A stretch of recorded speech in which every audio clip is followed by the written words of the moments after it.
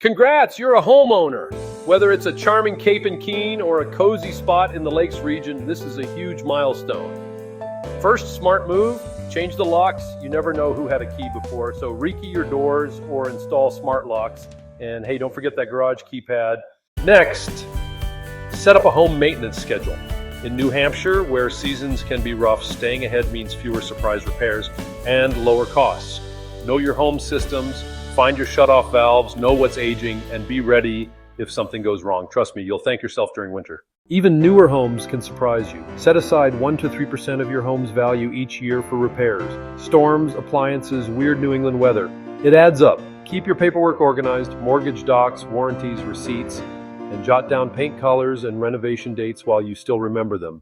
Explore your new community, meet the neighbors, find local gems, and check out the best things to see in New Hampshire, from trailheads to taco joints.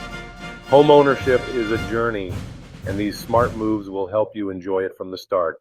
For more tips, like and subscribe.